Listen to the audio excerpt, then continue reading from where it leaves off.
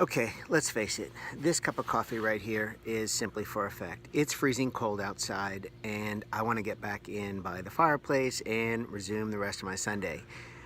But I have a good story to tell you first. Today, I published my Sunday Morning Joe post, which is called Discomfort is the Right Path.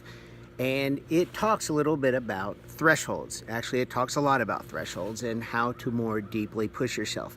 And I want to tell you this story that happened to me just last week while I was out for a run along the Tennessee River in Chattanooga. So it was a 13-mile run. It was my long run of the week, and 13 miles is a pretty good distance. About a half mile into the run, I knew I was feeling pretty good, and I picked up the pace a little bit.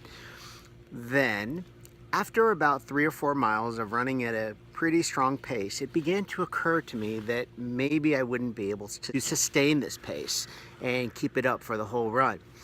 So I kept going at this pace, and then I had an idea. When I got to about the halfway mark, and I knew that I still had another 6.5 miles to go, I ran about the first mile of the second half at the same pace, and then I picked up the pace.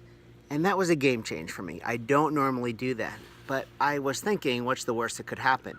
Maybe I would walk in if I had to, or maybe I'd miss a few phone calls that I had scheduled for later because the run would take me longer than I thought.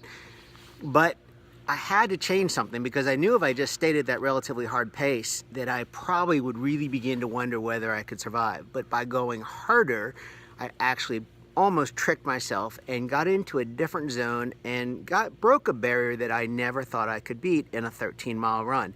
So it was very exciting, and I was thinking this was really the motivation for today's post and why I wanted to share this story with you. That I think in today's post I put out a challenge and for you to look for opportunities in your daily life.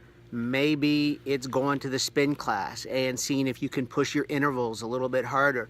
Maybe it is that weekly conversation that you have at work where you get a little bit beat up on and how you go about changing that. It takes doing something very uncomfortable to actually make the progress that you want to make, and how you put yourself in the position to do that and how you prepare yourself to do that.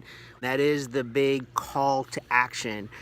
It's something that I work on with my clients. It's something that I work on for myself, and it's a never-ending process of just remembering to say there is always a deeper level and to make those changes that really matter, that we have to put ourselves in a position of discomfort.